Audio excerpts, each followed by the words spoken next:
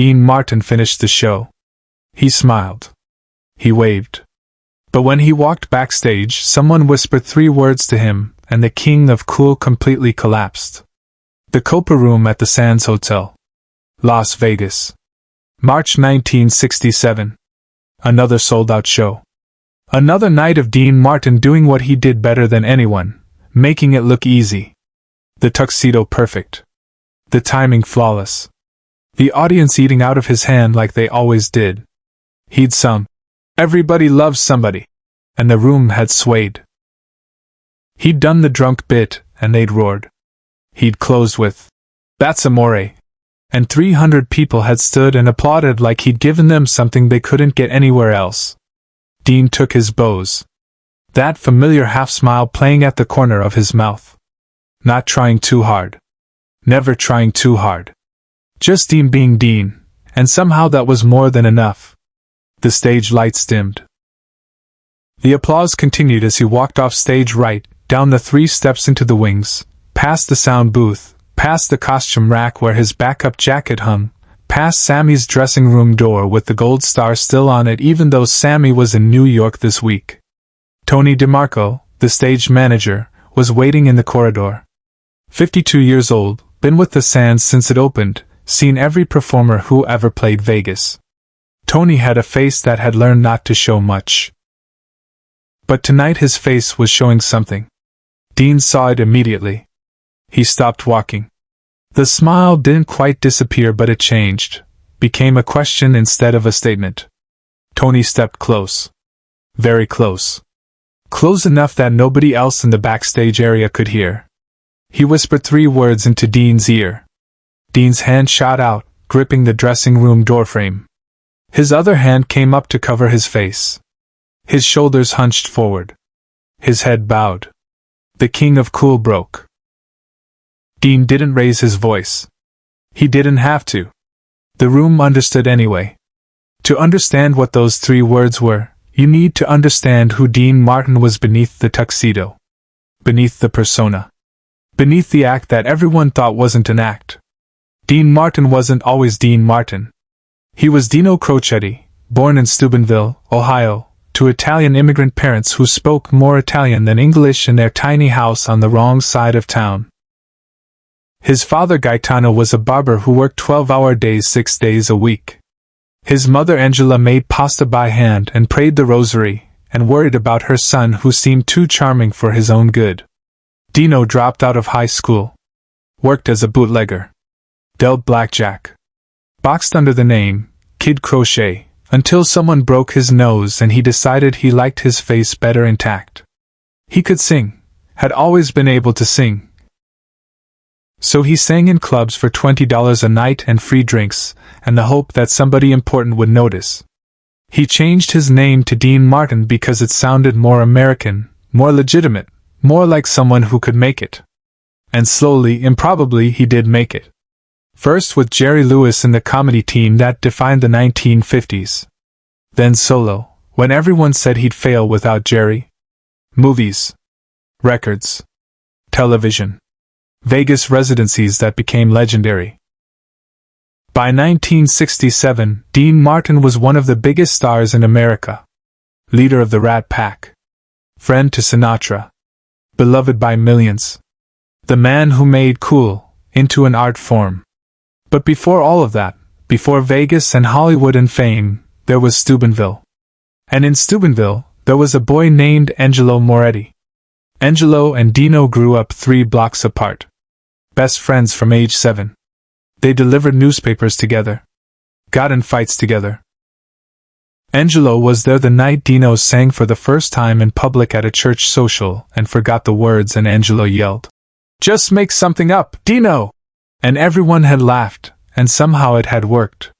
When Dino left Steubenville to chase music, Angelo stayed. Married his high school girlfriend Rosa. Opened a small grocery store. Had 3 kids. Lived a quiet, good life. He wrote letters to Dino even when Dino became Dean and got too big to write back much. Angelo never minded. He'd tell people at the grocery store, "My best friend's on television," with this pure pride that had no jealousy in it. Every time Dean played anywhere near Ohio, Angelo would drive to see the show. Dean would comp his tickets, bring him backstage, and for 20 minutes they'd sit in the dressing room and Dean would stop being Dean Martin and go back to being Dino Crocetti from Steubenville, talking about the old neighborhood, the guys they knew, the trouble they got into. "You're living the dream, Dino," Angelo would say every time, gripping Dean's shoulder. "You're living it for both of us." And Dean would think, "No, I'm living it because you believed it was possible when nobody else did." 3 months ago, Angelo had written to say he wasn't feeling well. Doctors were running tests. Nothing to worry about probably, but he wanted Dean to know. Dean had called him immediately. "You need anything? Money? A doctor in LA? I'll fly you out." "Nah, Dino. I'm fine. Rosa's taking good care of me. I'll let you know what they say." Dean had been in the middle of a film shoot, then a recording session, then this Vegas run. He'd meant to call back. He kept meaning to call back. But days turned into weeks and there was always something, and Angelo had said it was probably nothing, so Dean told himself it was probably nothing. Until tonight, when Tony DiMarco whispered 3 words in the backstage corridor of the Copa Room. "Angelo is gone." Subscribe and leave a comment, because the most powerful part of this story is still ahead. Dean stood in that corridor with his hand over his face, and for the first time in his professional life, he couldn't control it. The composure that had carried him through 1,000 shows, through divorce, through professional betrayals, through all the small humiliations that came with fame, it shattered. His shoulders shook. Tony had never seen Dean Martin cry. Nobody had. Even when Dean's marriage to Jean had fallen apart, even when the movies flopped, even when critics said he was washed up, the mask never cracked. But Angelo wasn't show business. Angelo was real. Angelo was the last connection to who Dean had been before he became what everyone needed him to be. Tony put a hand on Dean's shoulder, not knowing what else to do. Down the corridor, a few band members were packing up equipment, laughing about something. They didn't notice. Dean was grateful for that. "When?" Dean's voice came out rough, barely recognizable. "This afternoon? Heart attack. His wife called the Sands office. She knew you were here. She didn't want to interrupt the show, but she wanted you to know." Dean nodded, still not looking up. "Did he? Was it quick?" "Yeah. Rosa said he didn't suffer." Dean pulled his hand away from his face slowly. His eyes were red but dry now. The mask was reassembling itself, piece by piece. Muscle memory. Survival instinct. The show must go on, even when the show is just existing in the world. "I need to make a call," Dean said quietly. "Your dressing room's open. You want me to hold everyone?" "Yeah. Give me 10 minutes.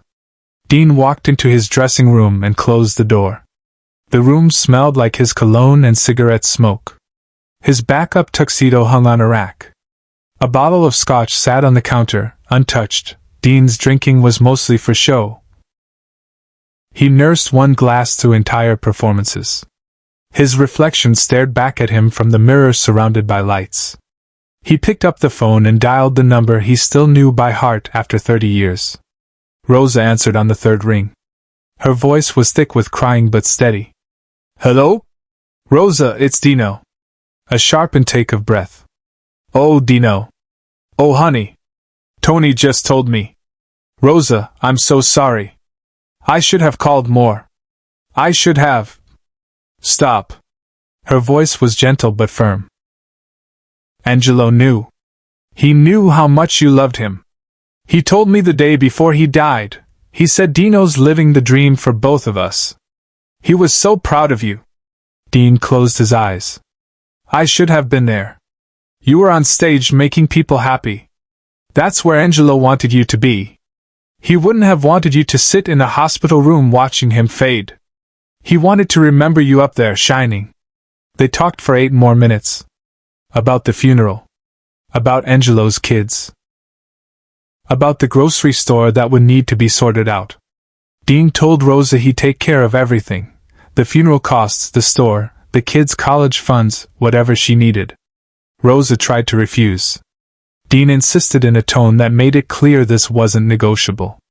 "There's one more thing," Rosa said before they hung up. "Angelo left you something. A letter. I'll mail it to you at the Sands." "What does it say?" "I don't know. He sealed it. But he wrote it 2 weeks ago when the doctors told him it was terminal. He made me promise to get it to you." Dean hung up the phone. He sat in his dressing room for exactly 10 minutes like he told Tony. He didn't cry again. He didn't break down again. He breathed. He smoked a cigarette. He looked at his reflection and rebuilt Dean Martin piece by piece. Then he opened the door and went back to work. Backstage, Dean made a choice no one expected, because it wasn't for the cameras. Dean had 2 more shows that week at the Copa Room. Thursday and Friday night. Both sold out.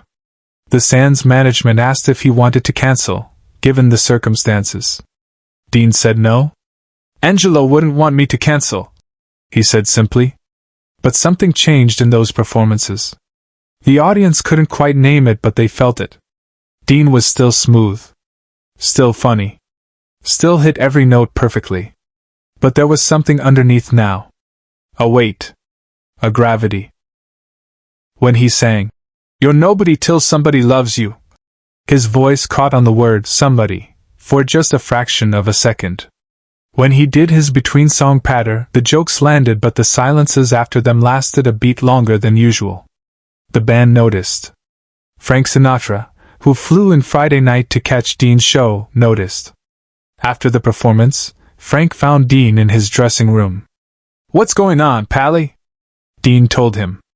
About Angelo. About Steubenville.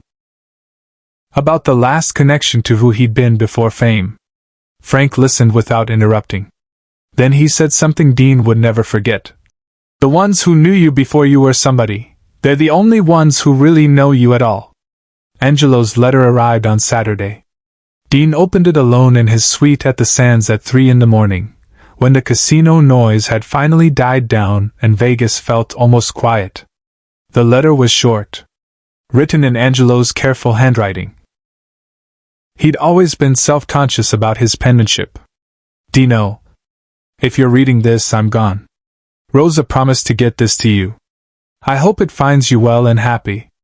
I've been thinking about what I want to say, and it keeps coming back to the same thing. Thank you. Thank you for never forgetting where you came from. Thank you for never acting like you were too big for the guy who used to steal apples with you behind DiLorenzo's market. Thank you for being Dean Martin for the world but being Dino for me. You're going to feel guilty that you weren't here at the end. Don't. You were exactly where you needed to be, on stage, being you, being great. That's where I always pictured you. That's where you belong. Remember what I used to tell you when we were kids and you said you wanted to be a singer? I said, then be the best damn singer there ever was. And you know what?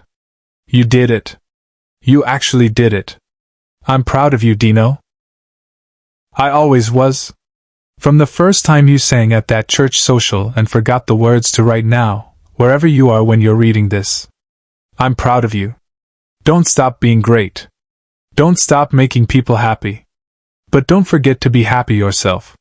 That's what I want for you. Real happiness, not just the smile you put on for the cameras. Your friend forever. Angelo. Dean folded the letter carefully and put it in his wallet. He would carry it for the rest of his life. The next night, Dean walked onto the Copa Room stage for his final show of the run. He sang, "Everybody loves somebody," like always. But when he got to the second verse, he paused. Just for a moment. He looked out at the audience and said very quietly, "This one's for Angelo." The room didn't understand. They didn't need to. Dean sang the rest of the song with his eyes closed, and everyone in the Copa Room felt something shift, something real breaking through the performance. Share and subscribe. Make sure this story is never forgotten. After that night, Dean never performed drunk. The persona remained, but the man underneath stopped hiding. He visited Steubenville twice a year, every year, until he couldn't travel anymore. He paid for Angelo's kids to go to college. He never forgot where he came from. And in his wallet, next to photos of his children, he carried a folded letter from a grocery store owner in Ohio who believed in him when he was nobody. Angelo's letter. The last piece of Dino Crocetti. The reminder that beneath the king of cool was a kid from Steubenville who had a friend who loved him before the world did.